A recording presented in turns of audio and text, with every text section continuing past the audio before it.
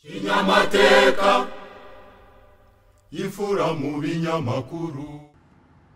Votre séminaire régional portant sur le thème réflexion sur les missions de l'école catholique dans la perspective du pacte éducatif global du pape François et du pacte éducatif africain, organisé par l'Institut Pacte éducatif africain en partenariat avec le secrétariat général de l'enseignement catholique de Belgique francophone, intervient au moment où notre région des Grands Lacs et nos populations traversent une période marquée par les guerres et les conflits fratricides. Nous prions pour la paix et implorons Dieu pour qu'il accueille dans sa bonté les âmes de celles et ceux qui ont perdu la vie à cause de ces guerres, et nous prions qu'il soulage les souffrances des populations directement et profondément meurtries. Dans cette même logique de compassion, je voudrais saluer spécialement les participants venus de la République démocratique du Congo et les féliciter de leur courage et leur profonde détermination.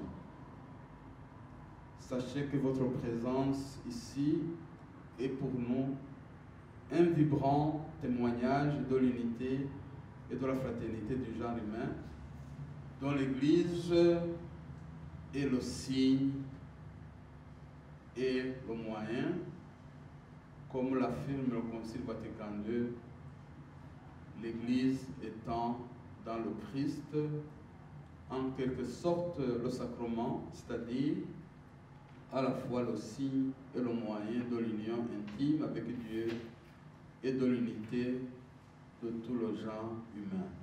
Lumen Gentium numéro 6. Cette définition de l'Église comme le signe de l'unité du genre humain a été réaffirmée par le pape Benoît XVI dans l'encyclique Veritatis Gaudium numéro 13. En effet, l'Église est une manifestation vivante de l'élan vers l'unification de l'humanité et l'idéal chrétien d'une unique famille des peuples solidaires dans une fraternité commune.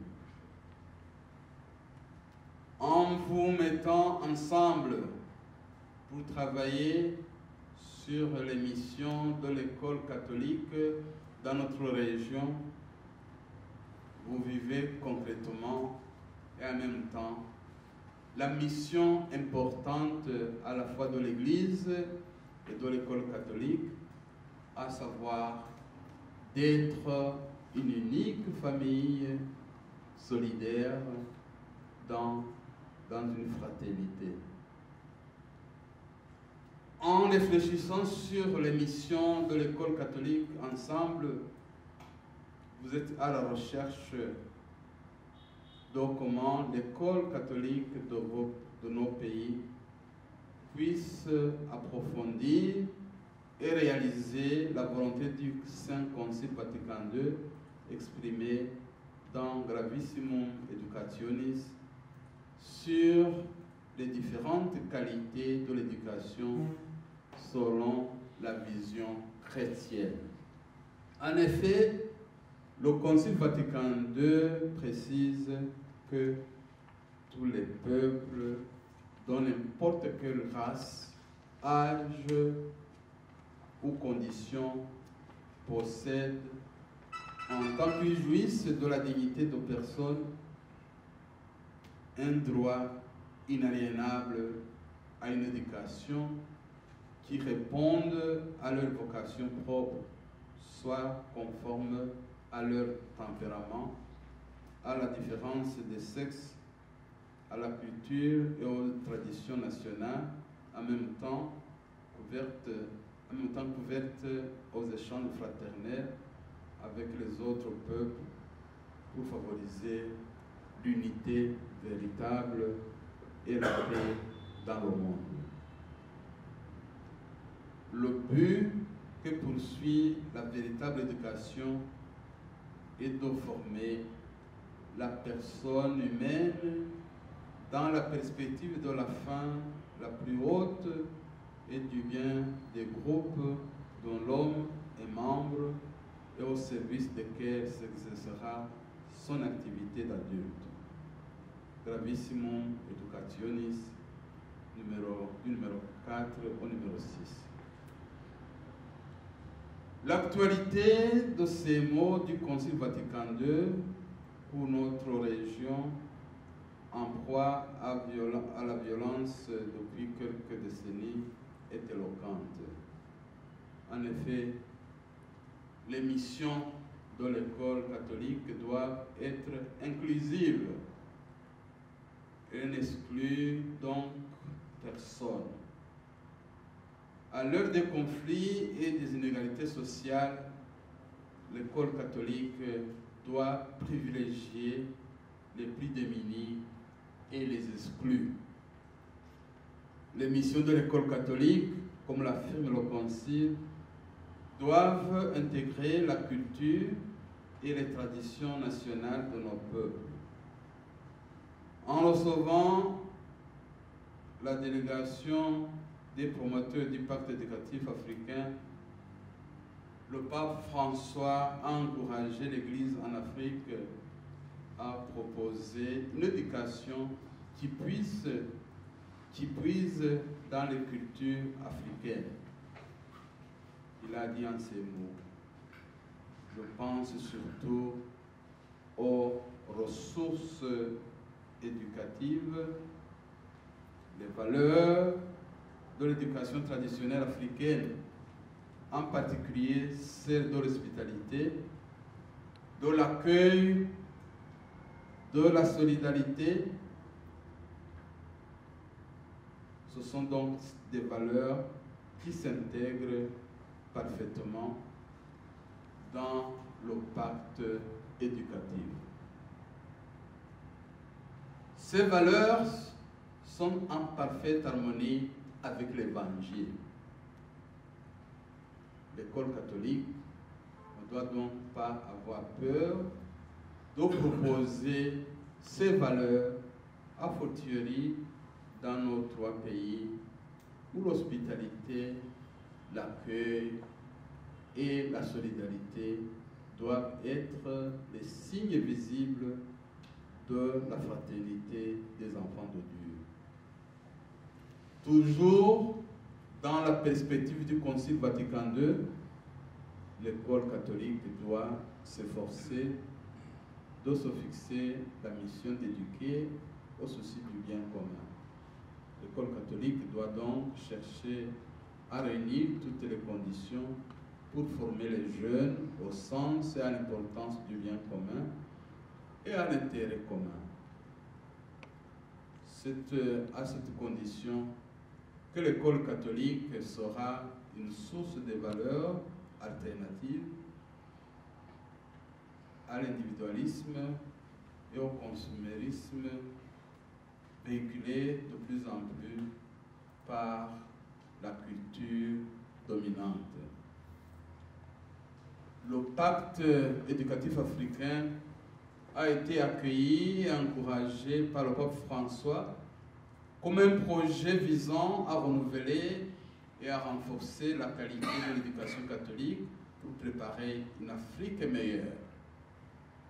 À ce propos, le pape affirme que le pacte éducatif africain doit contribuer non seulement à retrouver et à renforcer cette dimension communautaire et horizontale des relations, mais aussi à mettre en évidence l'autre dimension tout aussi ancienne, la dimension verticale, la relation avec Dieu.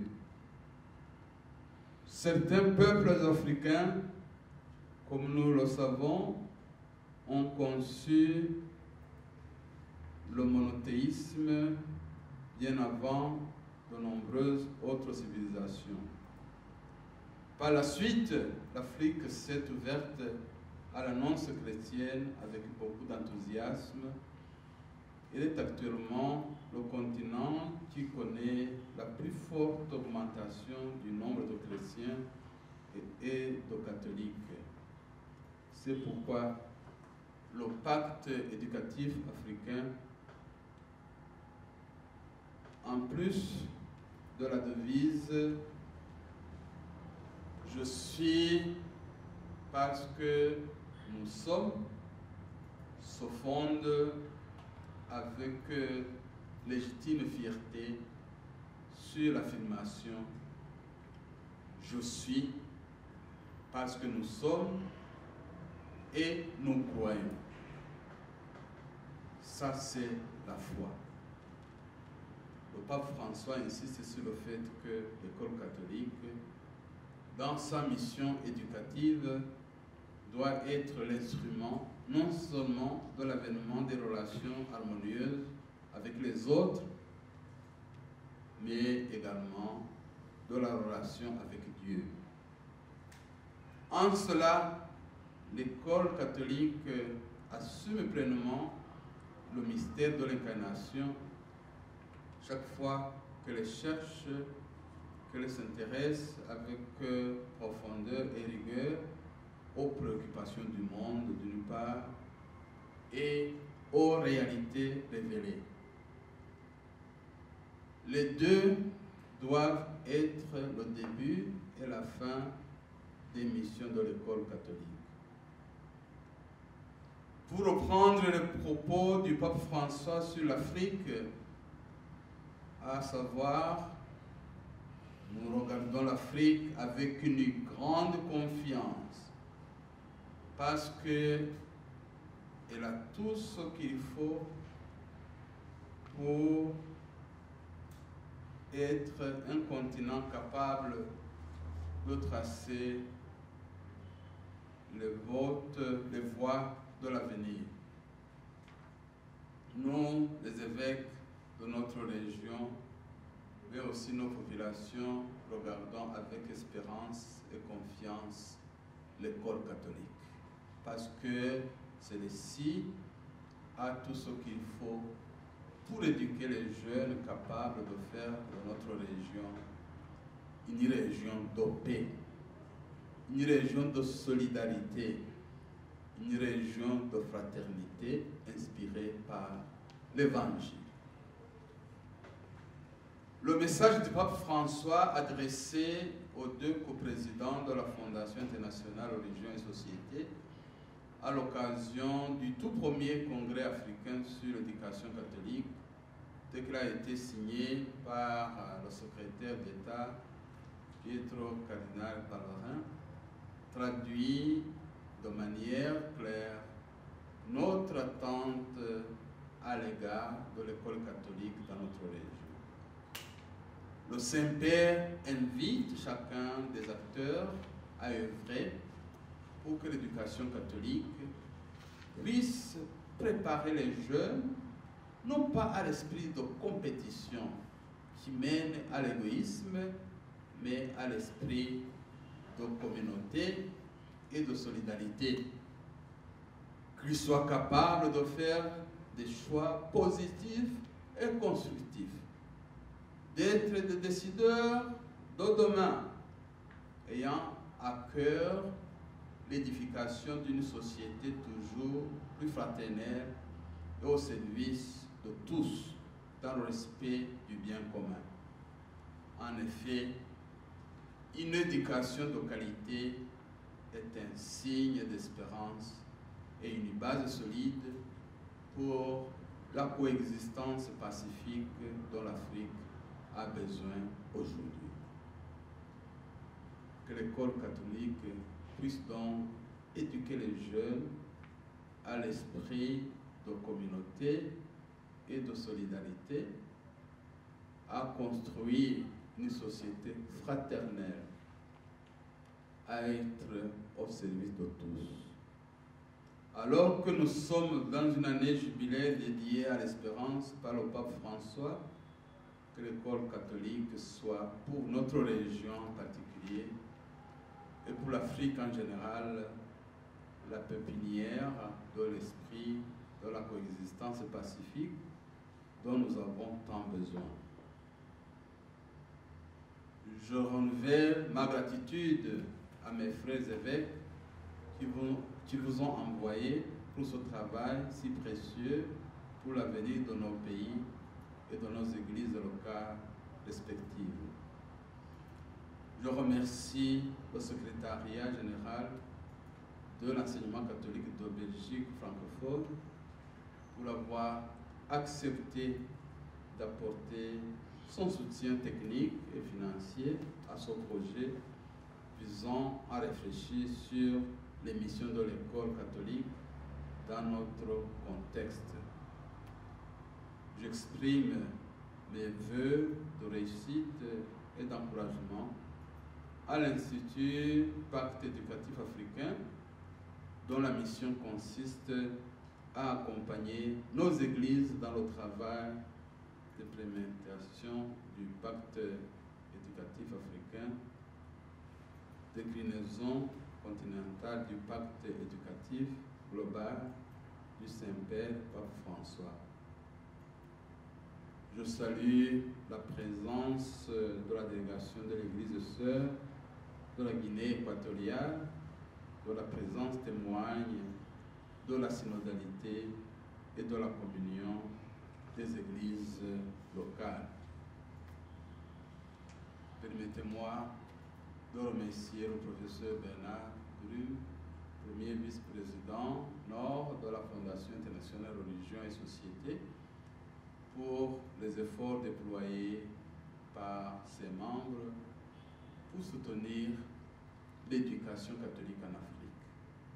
Enfin, j'exprime ma profonde gratitude à chacune et à chacun ici présent et je confie votre mission éducative à la Vierge Marie, Mère du Verbe de Dieu. Que l'Esprit Saint continue à vous assister afin que vous puissiez faire de l'école catholique l'instrument de changement et de paix dans notre région.